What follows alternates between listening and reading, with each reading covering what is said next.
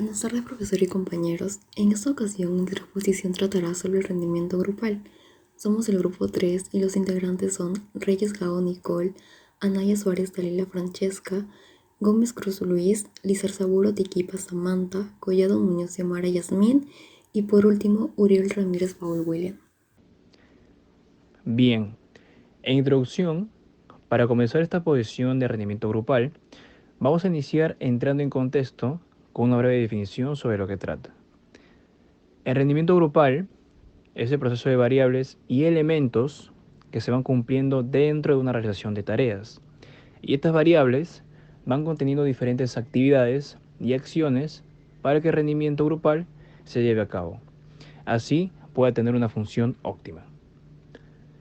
En caso contrario, si este sistema no se lleva a cabo de manera efectiva, entonces el grupo tendrá un rendimiento bajo, lo cual no cumpliría la función como rendimiento grupal.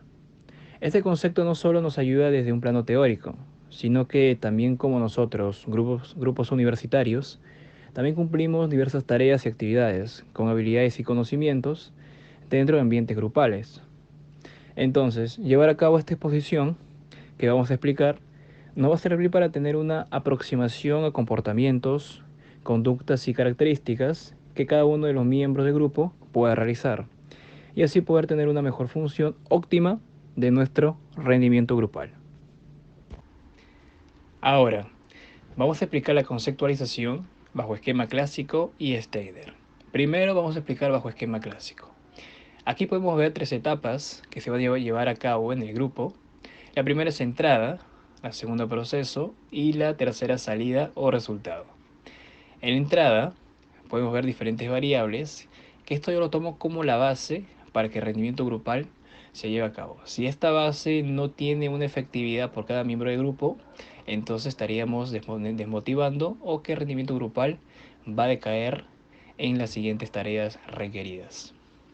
Primero, el valor sería características, actitudes también de cada miembro, las normas, responsabilidades que van a tomar en cada actividad y los roles. En el proceso también se va a llevar a cabo bajo toda la base de cada persona o carácter del grupo, la comunicación que van a llevar entre ellos, las interacciones interpersonales y la efectividad que va a llevarse a cabo. También las estrategias para la resolución de conflictos, la resolución de problemas y también la toma de decisiones en cada uno de ellos.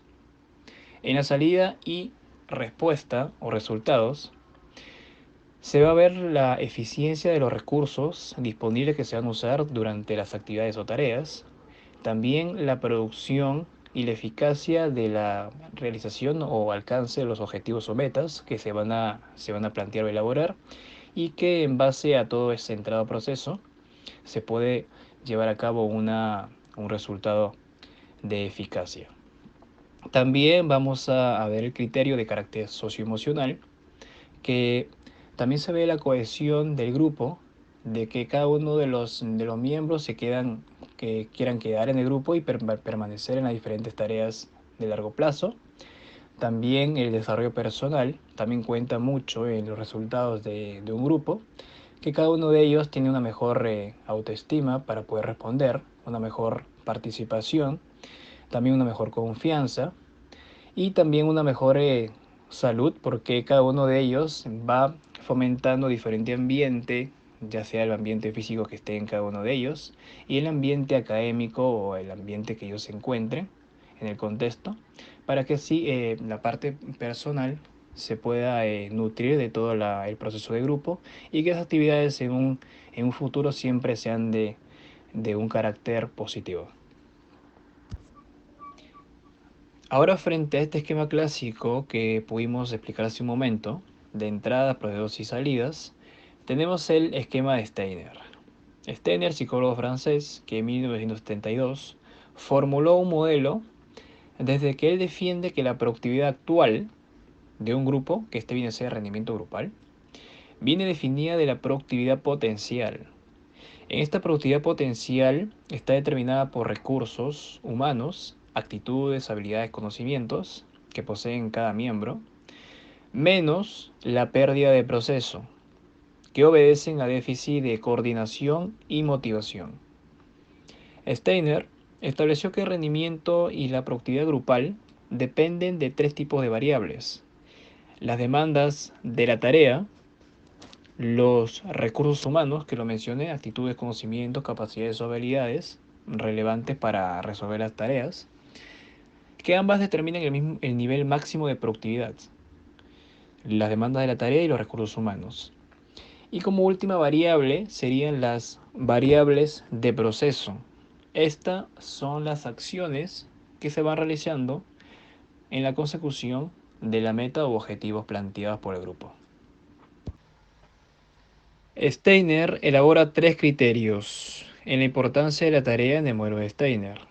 Entre ellas está tareas divisibles versus unitarias, tareas maximizadoras versus optimizadoras y tareas de relación de las aportaciones individuales con el producto final del grupo. En tareas divisibles versus unitarias, en divisibles es la distribución que se va aportando a los subcomponentes para ser asignados o identificados a una tarea específica. Por ejemplo, puede ser un partido de fútbol, al cual cada uno de los miembros tiene un rol o responsabilidad para cumplir un objetivo. Y unitarias es un hecho individual que debe realizarlo en su totalidad por él mismo, como por ejemplo puede ser resolver un problema de matemática o leer un libro.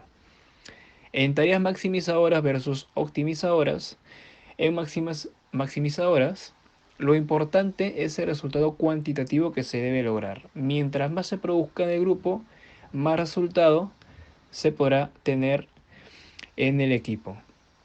Y optimizadoras no se fija mucho en la cantidad, sino en la calidad de resultado que se puede obtener. Esta es necesario una solución correcta u óptima a lo que se debe realizar. En tareas de relación de las aportaciones individuales con el producto final del grupo tenemos tres tipos. Son las tareas aditivas, tareas compensatorias y tareas disyuntivas. En tareas aditivas es donde podemos ver las contribuciones de cada miembro del grupo, la cual se combinan de manera que ese producto está determinado por la suma de ellos, para así generar un esfuerzo individual mucho más reforzado por los miembros y que la productividad sea mucho más grande. Por ejemplo, puede ser como mover un objeto pesado, donde cada uno de los miembros va a generar sus habilidades o fortalezas para generar un mejor resultado. O también tirar una cuerda. En tareas compensatorias, es la tarea donde las contribuciones de los diversos miembros son promediadas para formar un resultado grupal. Esto quiere decir que el producto total y el resultado que se va a generar en el grupo es igual al promedio de las aportaciones individuales de cada miembro. Y tareas disyuntivas viene a ser donde las contribuciones o el desempeño de la persona más competente en el grupo, que puede ser el líder, el grupo realizará exitosamente la tarea solo si uno de sus miembros la descubre o la realiza y obtiene la aceptación de los otros del grupo. Entonces, como decía el líder, va generando una idea, va generando descubre una solución, una alternativa para la tarea, y en base a todo el historial que ha tenido ese líder, entonces todo el grupo genera como una aceptación. Y una vez que genera esa aceptación, cada uno de los miembros van a dar como esa facilitación para que esa idea se lleve a cabo. No dar necesidad de poder coordinarlo tanto con cada uno de ellos, sino por el historial que genera este líder, por los logros que ha tenido antes. Entonces, si el grupo mismo, que se puede constituir por 6 personas o 7, si cada uno de ellos genera una aceptación, entonces la idea se hace factible. Antecedentes del rendimiento grupal. En un inicio, los investigadores creyeron que los integrantes de un grupo tenían mejor rendimiento trabajando en equipo. Sin embargo, notaron que esto no era así porque compararon el rendimiento grupal con el rendimiento individual esperado de cada integrante, y notaron que individualmente había un mayor indicador. Encontraron dos causas: disminución de la motivación del grupo y naturaleza de la tarea. En disminución de la motivación del grupo hay muchos factores que tener en cuenta, como la forma en que se lidera el grupo, la falta de claridad al comunicar los objetivos o no haber definido incentivos que mantengan motivado al grupo. En el caso de la naturaleza de la tarea, hay que saber distinguir si la tarea puede ser divisible, o sea, que se puede repartir entre los miembros del grupo, o distinguir la tarea comunitaria para que sea realizada en su totalidad por una sola persona. También se debe tener en cuenta los otros tipos de grupos de tarea para obtener un mejor rendimiento grupal. Elementos que influyen al rendimiento grupal. En este caso estamos hablando de 4 factores, que viene siendo la holgazanería social, la polarización y pensamiento grupal, el liderazgo y la facilitación social. Vamos a hablar un poco más sobre la holgazanería social, que viene siendo la tendencia a ejercer menos esfuerzo en una tarea cuando los esfuerzos de un individuo forman una parte no identificable de un grupo, que cuando la misma tarea es realizada estando solo. Esta también es entendida como la reducción del esfuerzo individual en grupo. Tiene lugar en todos los tipos de grupo, por lo que en los grupos deportivos no es ninguna excepción. Existen una serie de factores que contribuyen al surgimiento de la holgazanería social en los grupos, como por ejemplo, la estrategia de reparto. Esta estrategia consiste en que los individuos están motivados en trabajar duro, pero tal esfuerzo lo reservan para el trabajo individual, más no grupal, ya que de esta forma es más beneficioso para ellos. Por otro lado, tenemos la estrategia minimizadora, donde los miembros de forma individual están motivados en hacer tan poco esfuerzo como el que sea posible en grupo, ya que puede difuminar su responsabilidad en la menor ejecución y rendimiento grupal. Luego tenemos el efecto del gorrón, donde los individuos disminuyen su rendimiento porque piensan que no son indispensables. Y por último tenemos el efecto primo, donde los individuos disminuyen su rendimiento porque no quieren que un gorrón se aproveche de ellos. Ahora vamos a hablar sobre la polarización y pensamiento grupal. ¿Cómo se toman las decisiones? La polarización grupal es un concepto que necesitamos entender previamente para comprender qué es el pensamiento grupal. Esta aparece en los procesos grupales y consiste en una situación de la postura inicialmente dominante debido a la discusión del grupo. La polarización se refiere a la acentuación de la postura inicialmente dominante en un grupo. Por ejemplo, separamos individualmente un grupo de personas para que respondan preguntas acerca de un dilema.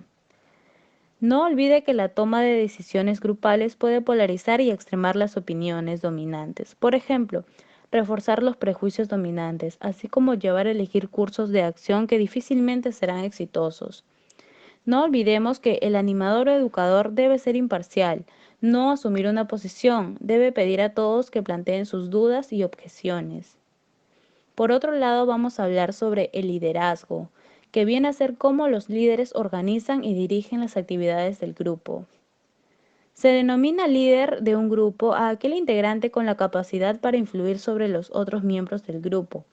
Según la personalidad del propio líder, se dice que los grupos tienen un funcionamiento. Los grupos autoritarios son aquellos donde la presión del líder genera agresividad contenida en los demás. El liderazgo ha sido definido como la actividad de influenciar a la gente para que se empeñe voluntariamente en el logro de los objetivos del grupo. Es el proceso de realización de un grupo de personas, convirtiéndolo en un equipo que genera resultados. El liderazgo y trabajo en equipo se basan en una tendencia de equipos e influencia de grandes o pequeños grupos en los que se necesita un líder para guiar a las personas y equipo hacia los objetivos que se marquen. Es por ello que nace el término liderazgo y trabajo en equipo. Y por último, vamos a hablar sobre la facilitación social. La facilitación social es un fenómeno que se produce en presencia de otras personas.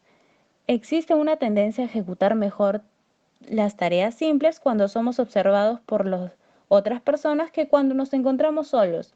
Sin embargo, las tareas complejas a menudo son ejecutadas a un nivel inferior en estas situaciones. Este efecto ha sido demostrado en gran variedad de especies. En los humanos es más perceptible que en las personas que se preocupan más por las opiniones de los demás y cuando el individuo es visto por alguien más. A la hora de evaluar también debemos tener en cuenta los efectos de este fenómeno, ya que sabemos que pedir a un alumno que realice una tarea que no domine en presencia de otros compañeros hará que lo realice con peor rendimiento que si la realizara estando solo. A continuación tocaremos el punto de dimensiones asociadas a la evaluación del rendimiento grupal. Tipos. Actitud del equipo. A continuación aparecerán algunos consejos para que el trabajo en equipo sea lo más eficaz posible, como escuchar atentamente a los compañeros, ver la parte positiva de las ideas de los demás, razonar las ideas que pongamos, repartir el trabajo de forma equilibrada, ayudar a los compañeros o compañeras que tengan dificultad en alguna de las tareas, cumplir fielmente los acuerdos que lleguemos, ofrecernos a realizar las tareas menos atractivas. Solución de problemas. Fija un objetivo de mejora y asignale indicadores.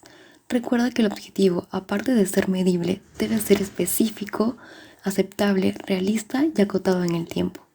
Reduce el ruido antes de ponerte a escuchar. Se trata de que elimines todas aquellas anomalías que puedan influir en la variabilidad del problema que estás estudiando. Las carencias del mantenimiento y el desorden suelen ser un ejemplo de ellas. Analiza las causas del origen del problema. Encuentra las mejores soluciones. Puedes usar técnicas de selección y de priorización. Elabora y desarrolla un plan de acción para implantar las anteriores soluciones.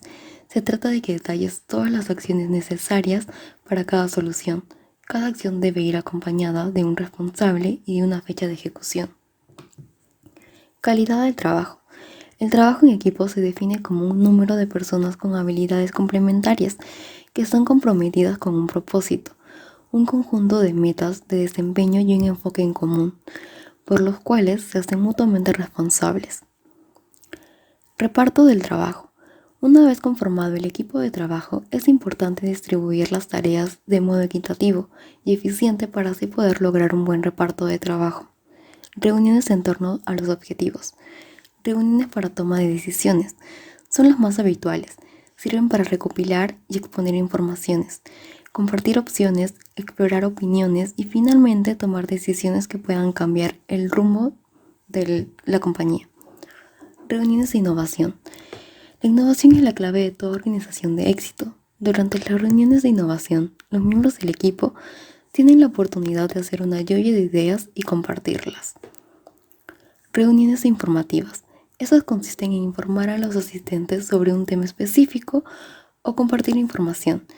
En ese tipo de reunión suele ser formativa, como seminarios y los paneles de debate. Buenas tardes, profesor. Buenas tardes, compañeros. Quien les habla es Nico Reyes Gago y en esta parte de la exposición vamos a hablar acerca de la producción de grupo, ¿no? Y cómo evaluarla, ¿no? Nicta menciona que para evaluar la producción de grupo se deben considerar dos aspectos importantes, ¿no? Entonces, ¿estos aspectos cuáles son? Bueno, el primero es sobre en qué dimensiones hay que evaluar la producción de grupo y la otra sobre qué estándares se debe utilizar para poder evaluar dicha producción, ¿no? Entonces, tenemos acá dos autores, que es Hartman y Nisman, que distinguen tres tipos de dimensiones. La primera dimensión viene a ser la de rendimiento, la segunda es la afectiva y la última de aprendizaje. En la primera dimensión hace referencia al grado de éxito con el que se ha logrado completar la tarea, ¿no? Esta es la que evalúa. Entonces, vamos a ver en un plano individual sobre la manera de evaluar el rendimiento de cada uno de los miembros, o también si hay un miembro que tenga más influencia en los demás a la hora de tomar una decisión que el resto, ¿no?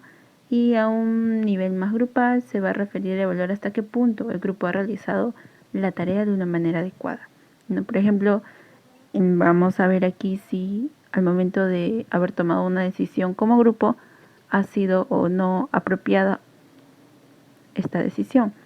En la segunda dimensión, que es la afectiva, vamos a vernos las reacciones del individuo hacia otros miembros del grupo, hacia el grupo y hacia la tarea, ¿no?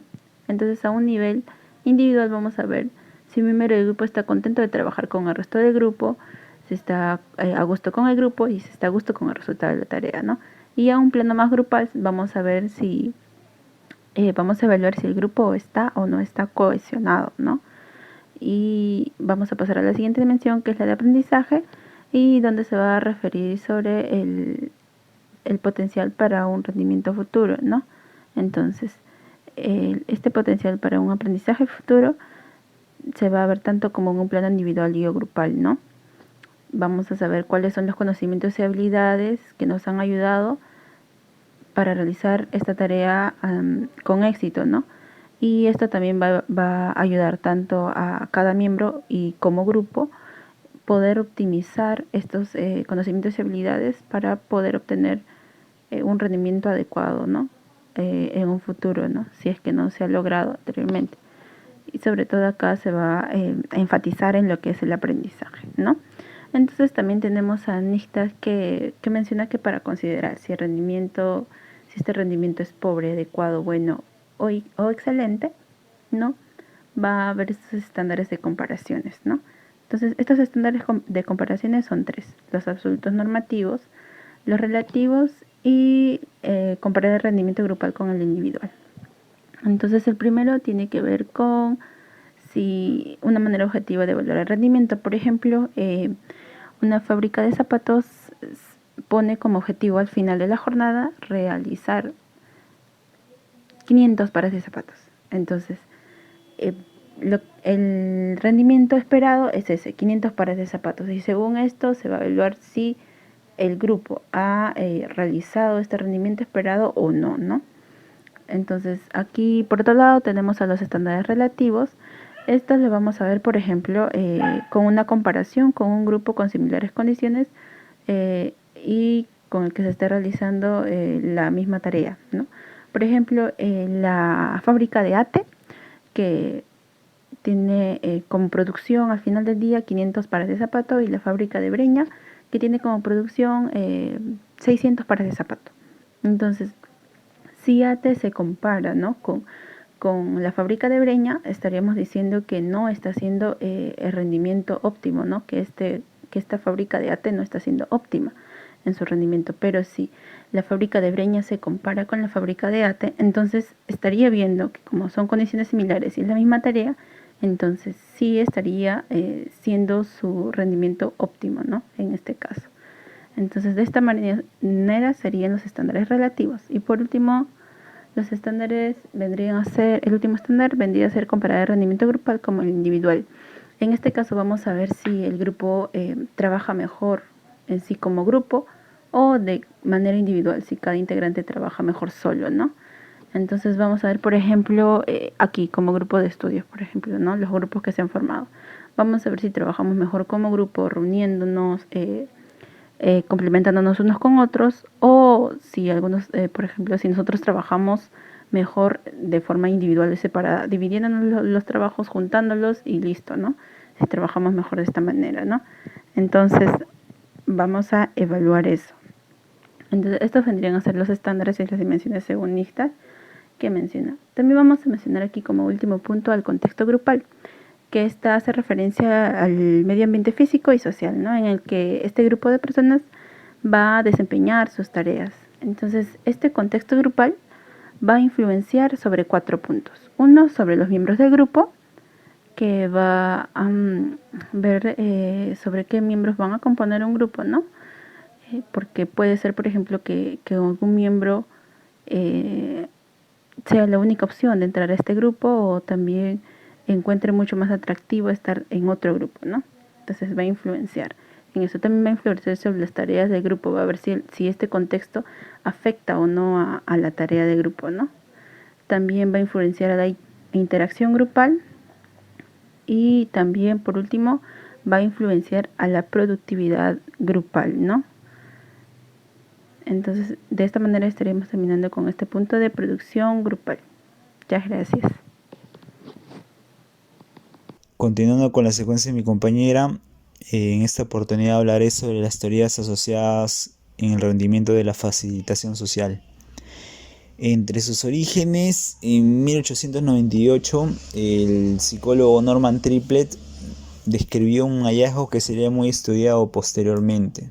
Comparó las puntuaciones de los ciclistas de la Liga Americana y se sorprendió al notar que éstas mejoraban cuando los deportistas se acompañaban entre ellos y competían unos con otros. La sola presencia de los compañeros hacía que su rapidez aumentara 5 segundos más que cuando se hallaban en soledad. Para comprobar si esto sucedía con otras tareas, Triplett observó cómo unos niños enrollaban el hilo de un carrete, comprobando cómo al estar acompañados los niños realizaban la tarea más rápido. Asimismo, uno de los pioneros que se destacó por sus investigaciones fue Gordon Allport. Allport estudió la efectividad de la realización de las tareas de un grupo de participantes.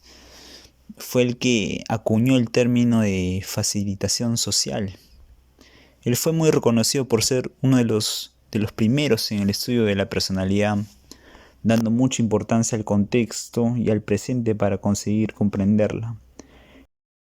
En una de sus investigaciones, Allport estudió la efectividad de la realización de las tareas en grupo de participantes. Estos debían escribir el mayor número de palabras posibles que estuvieran relacionadas con un concepto. Cuando los participantes se encontraban acompañados, consiguieron producir muchas más palabras que cuando se encontraban solos. Facilitación social. La teoría de la facilitación social es la idea que explica por qué cuando estamos rodeados de otras personas nos comportamos de forma diferente al realizar las tareas. Esta teoría muestra cómo la ejecución de una tarea puede ser mejorada con la presencia de otras personas. Así pues, la presencia de otras personas da lugar a dos tipos de efectos: el efecto coacción y el efecto audiencia. Siendo el efecto coacción un incremento de la activación y el rendimiento cuando el sujeto compite con otros sujetos en la misma tarea. Asimismo, el efecto audiencia casi ocurre lo mismo cuando el sujeto se sabe observado por otros. La presencia de los otros también puede tener efectos negativos sobre la conducta del sujeto también, teniendo que ver con la destreza del mismo. Asimismo, esta teoría se puede dividir en tres áreas, como la teoría del drive, la teoría del self y la teoría de los recursos. Teoría del drive. En esta prevalece el instinto sexual, el miedo, el hambre, la repulsión y los instintos que constituyen las fuerzas que permiten generar las distintas formas del comportamiento. Por ejemplo, ¿no? el tener sed, buscamos algo que beber. Si tenemos hambre, buscamos comida. Si tenemos frío, nos ponemos ropa. Según Hull, si la conducta realizada funciona para reducir ese impulso, ese comportamiento volverá a ser repetido en el futuro en caso que se dé la misma necesidad. Teoría del self. Se parte del supuesto de que la presencia de los otros crea demandas en el sujeto para comportarse de un determinado modo. Asimismo, estas se pueden dividir en la autorrepresentación, la autoeficacia y la autoconciencia. A través de la autopresentación damos información sobre quiénes somos y mostramos aquellos aspectos del yo que deseamos que los otros conozcan. Tratamos de controlar nuestra imagen, también llamado el manejo de la impresión. Otro objetivo de la autopresentación es validar el autoconcepto, ya que la imagen que tenemos de nosotros depende de cómo creemos que nos ven los demás. La autoeficacia es un concepto desarrollado por el psicólogo Albert Bandura, que se refiere al sentimiento de adecuación, eficiencia y competencia que tienen las personas en su enfrentamiento de los retos y amenazas que inevitablemente se presentan en la vida de cualquier persona. Quien se percibe como autoeficaz no siente que los acontecimientos lo dominarán inexorablemente su existencia, sino que tiene control sobre los acontecimientos. Sabe que siempre habrá la posibilidad de cambiar para bien aquello que produce malestar. La autoconciencia es un proceso mediante el cual se adquiere conocimiento acerca de uno mismo en un momento particular del tiempo y que define una serie de circunstancias internas y tanto externas que determinan la forma de pensar, sentir, comportarse y relacionarse, aparte de las actitudes que uno posee y todo aquello que le interesa y motiva hacia la satisfacción de las necesidades personales. Todas las personas tenemos un nivel de autoconciencia natural que nos indica qué nos gusta, qué nos molesta, qué nos entristece y qué queremos lograr en la vida, pero en muchas ocasiones ese nivel de autoconciencia es bajo o se encuentra circunstancialmente suprimido. Entre más profundo y amplio sea el nivel de autoconciencia que tiene el individuo, más control posee acerca de sí mismo. Teoría de recursos. Considera el organismo como un procesador de información y la mayoría aborda el tema de facilitación. Los enfoques aquí recogidos se propusieron como alternativas a la teoría Drive y se centra en cómo la presencia de otras personas puede afectar a la atención y al procesamiento de la información. Todas ellas consideran al organismo como un procesador de información y la mayoría de ellas aborda el tema en la fase del proceso de facilitación. Distracción física. La presencia de otras personas o de coactores genera un conflicto entre prestarles atención a ellos o a la tarea. Este conflicto incrementa la activación del sujeto y en consecuencia la emisión de las respuestas dominantes que si son correctas mejora el rendimiento y si son incorrectas empeora el rendimiento. Distracción cognitiva de Alport. La presencia de otros requiere procesamiento de información sobre ellos con el fin de evaluar la posible amenaza, preparar la respuesta o seleccionar los comportamientos socialmente adecuados, lo que resta tiempo a la realización de la tarea. Conclusiones. El rendimiento grupal es el resultado de toda la serie de variables y procesos grupales implicadas en la realización de la tarea. La función de rendimiento grupal se basa en las capacidades, habilidades y actitudes óptimas de los miembros del grupo y la reducción de la misma se atribuye en los factores motivacionales y la naturaleza de la tarea. Los elementos que influyen en el rendimiento grupal son el liderazgo, facilitación social, polarización, pensamiento grupal y holgazanería social.